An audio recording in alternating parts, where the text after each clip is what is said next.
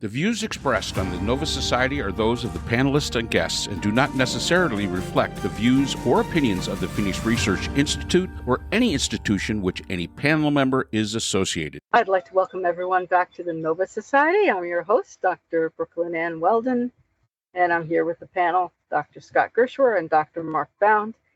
Today we will be continuing our discussion on the evolving situation between Iran, Israel, and what, if anything, Trump is going to do besides talk loudly and not carry anything much in his hand, maybe a packet of ketchup to go with his Big Mac or whatever it is that he's eating.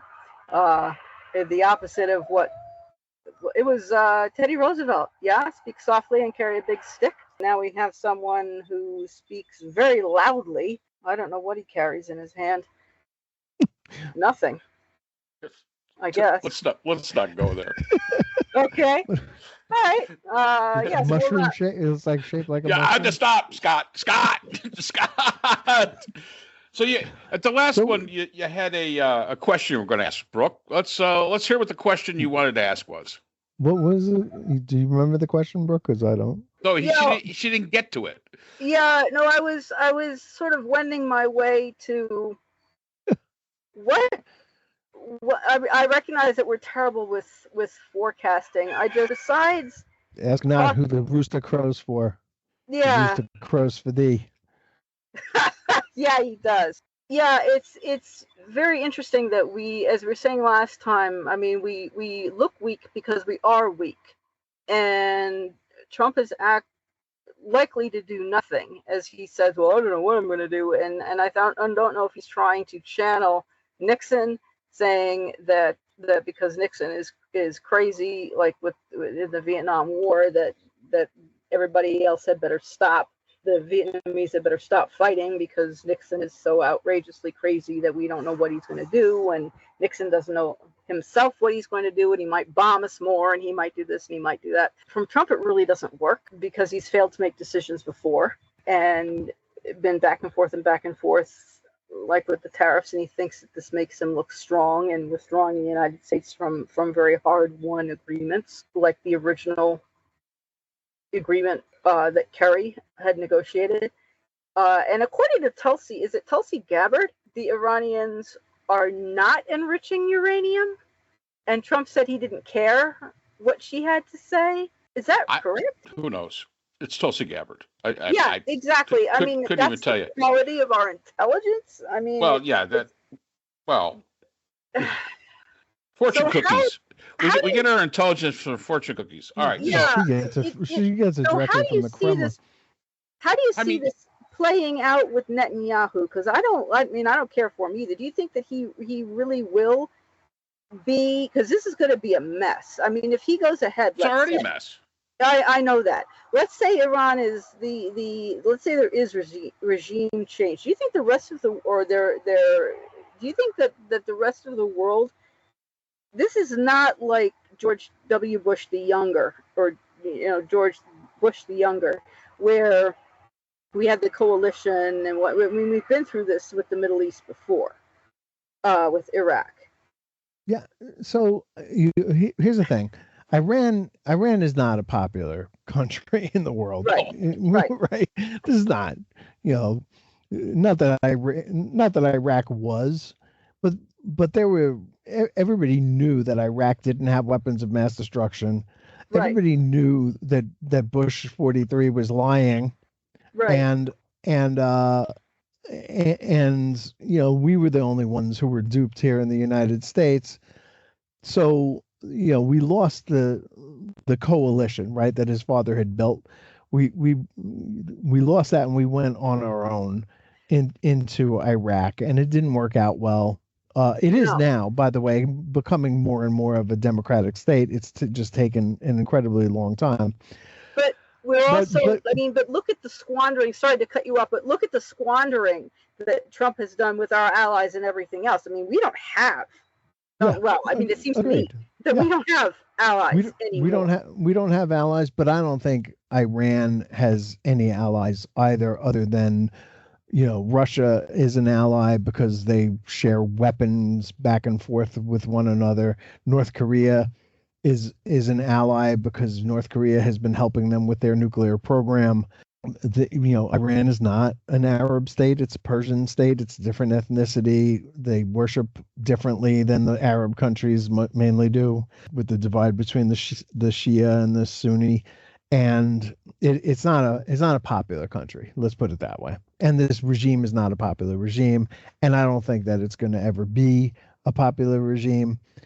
So my prediction here, and famously my predictions always go wrong, is that we will opt for regime change here, and that we will help Israel bomb the Ayatollah and spark an uprising of some kind in Iran that changes their government. I don't know how long it's going to take. I don't know how it's going to take shape. I don't know what's going to happen specifically, but I don't think that the people there are particularly happy with their government. If they were, they wouldn't have to be suppressed so often, right? And so we're not dealing with a popular entity internally or externally in Iran, and it's not going to be the hard situation that we've dealt with in other places. Certainly not Vietnam, and so the analogies don't hold together here well. Do you think? I don't think that the people there, I don't think that the people there want to be a nuclear state. Kennedy famously made a deal with Cuba that he would never invade Cuba, and we held up our end of that deal. We've never invaded Cuba, and we could do the same kind of thing with Iran and say, look, we're not interested in moving into your country. We're not interested in having troops on the ground there. We're not interested in nation building. That's going to be up to you.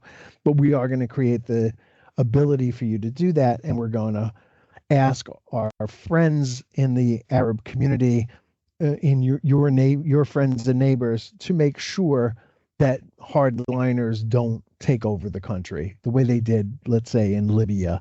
And there will be the peace. That's what I think is going to happen. Do you think that we would just have air support, or do you think that Trump would actually put boots on the ground?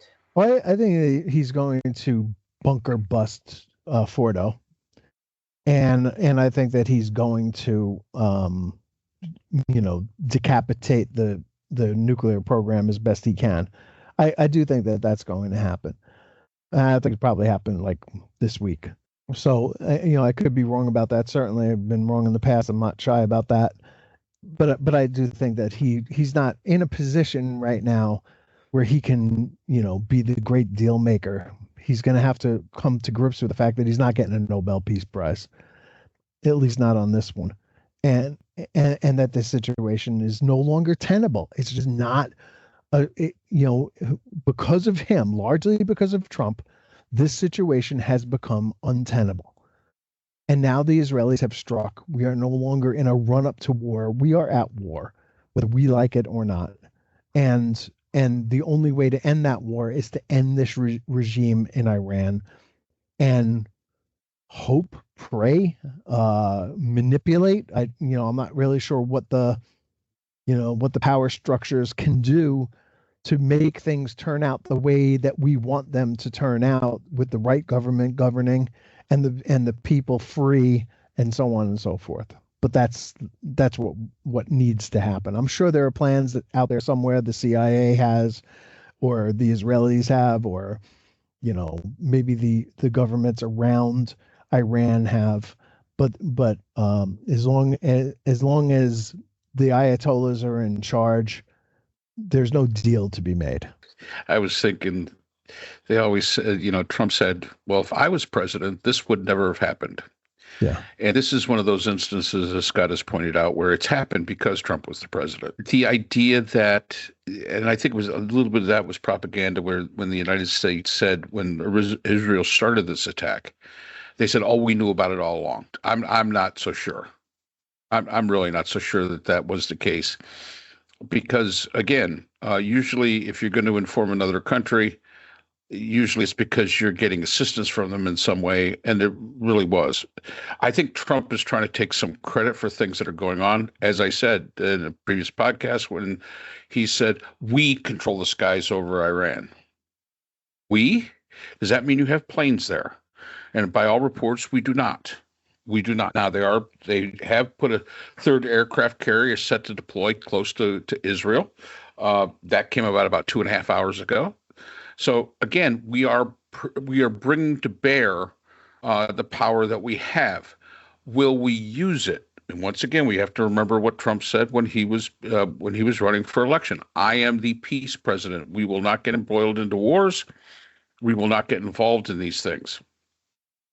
But it looks like he's ready to get involved. My question comes back to how long will the rest of the world wait before Israel's honeymoon phase, I guess is what I would call it. That honeymoon phase where, you get to do what you got to do. How long is that going to last at this point in time? And where will those other nations fall? Because as Scott pointed out, China gets a lot of oil from Iran.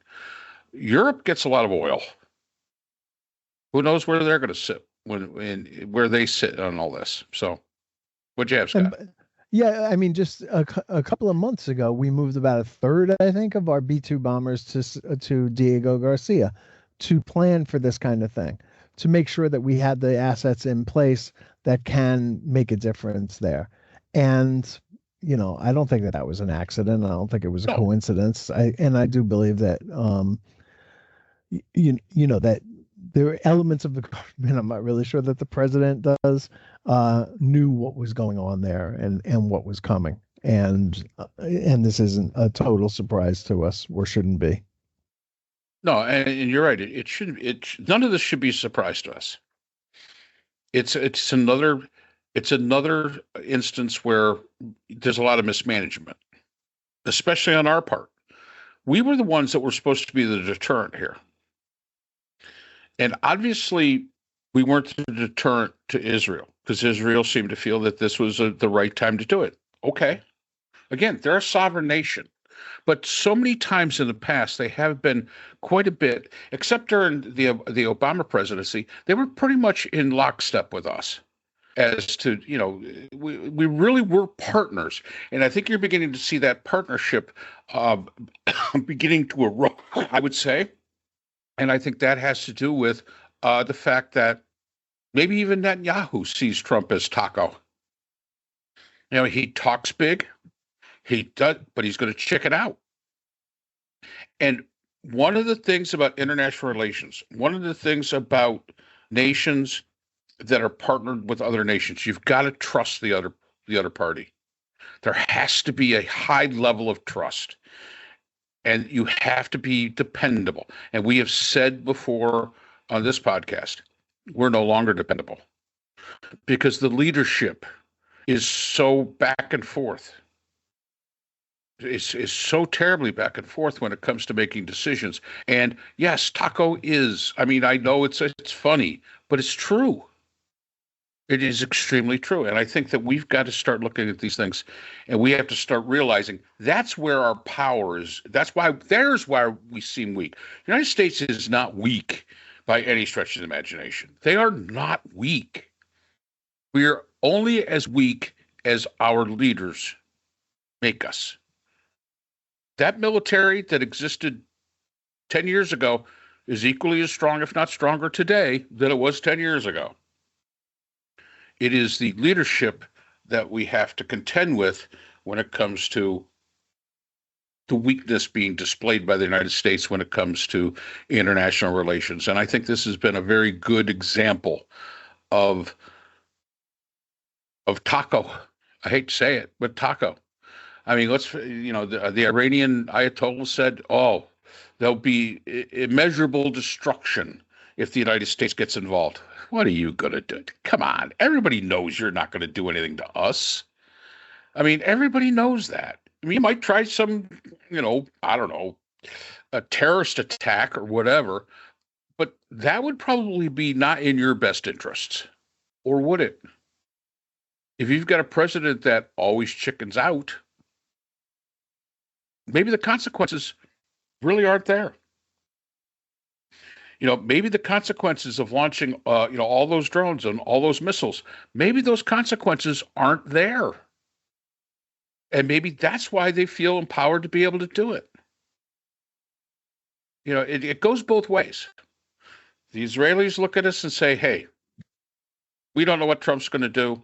Says one thing, does another. We're going to have to just take care of ourselves. The Iranians may be looking at it saying, Taco, no matter what we do, he's going to chicken out anyway. He'll talk tough and not do anything. So it's a new order. People understood back in the day when a president said, do this or don't do this, don't test us. You could take that to the bank. That wasn't a threat. That was a promise. Trump, all he's got in his little bag of tricks is threats. And everybody knows at the end, he's going to probably chicken out. I think they rely on that. I truly do. That's the way these things play out. And I think we have to remember that. That's the way these things play out. The Israelis, if they thought that they had the backing of the United States, the full backing of the United States, I'm not so sure they would have done it this way. Because as we've said here before, numerous times, Mossad is pretty good at taking out, the head of the Hydra. They're very good at that. They don't need bunker busting bombs and that's kind of. They're good, probably the best in the world at that. So I mean, a nice quiet thing probably would have been better in the best interest of Israel. However, there's argument that Netanyahu is doing this to stay in power. As long as he keeps Israel at war with somebody, he stays in power, and that's maybe a valid argument.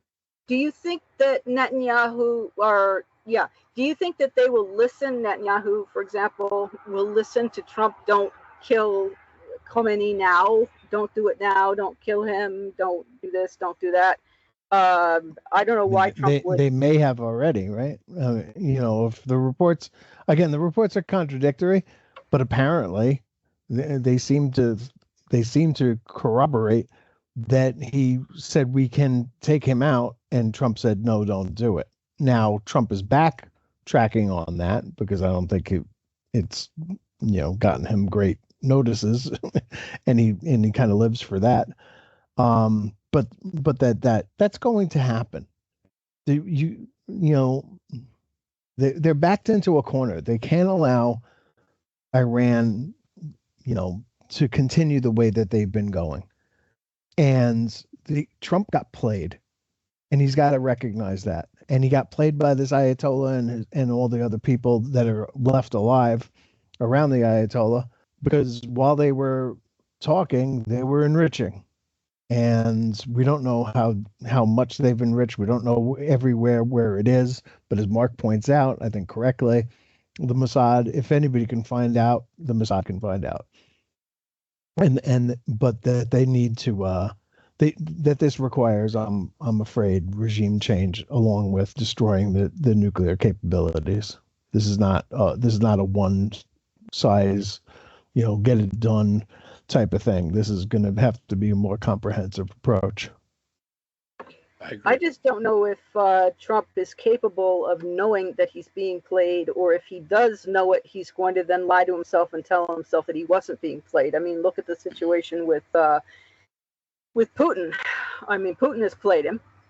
Yep. And Trump still wants to tell himself that they're buddy. I mean, he's and with the I didn't lose in 2020. I mean, he's perfect. He knew he lost, and then he developed this magical thinking fantasy that he insists is real. So I think that he's going to come to believe whatever, he's going to believe whatever he wants as far as Iran is concerned. And he'll blame it on Biden. He'll blame it on Obama. He'll blame it on somebody else, anybody other than himself. But this is his doing. They should have left. He should have left the deal in place. Okay. Scott, anything else? No, I think that's about it.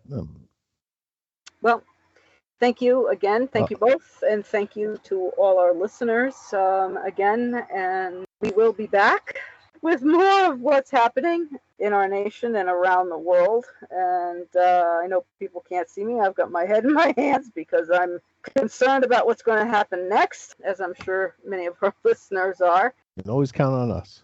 That's right. Yep, we will be here. We will be here until... Keep those cards and letters coming. Yes. Yep. And take care of yourselves and take care of one another, and we will be right here. Take care, everyone. See you next time. The Nova Society is a production of Nova Society Media, a division of the Phoenix Research Institute. We'd like to thank our production partners, Buzzsprout, who hosts the Nova Society, Audacity, our editing partners, Apple iTunes, the largest source of podcasts and music on the internet, Spotify, the most popular platform for the Nova Society, and iHeartRadio, your source for all things music and podcasting. The Nova Society is available on all of these and other quality platforms listed in our description. We'd also like to thank all of our listeners. Without your support, the Nova Society would not be possible. If you have a question or comment, we can be reached at nova.society.podcast@gmail.com. So for Dr. Brooklyn Ann Weldon, Dr. Scott Gershwer, and all of our production partners here at the Nova Society, I'm Dr. Mark Bound. Remember, the true power in society is knowledge. Thanks for listening, and we will see you again next time. Hi, everyone. This is JJ, the co-founder of Good Pods. If you haven't heard of it yet, Good Pods is like Goodreads or Instagram, but for podcasts. It's new, it's social, it's different, and it's growing really fast. There are more than 2 million podcasts, and we know that it is impossible to figure out what to listen to. On Good Pods, you follow your friends and podcasters to see what they like. That is the #1 way to discover new shows and episodes. You can find Good Pods on the web or download the app. Happy listening!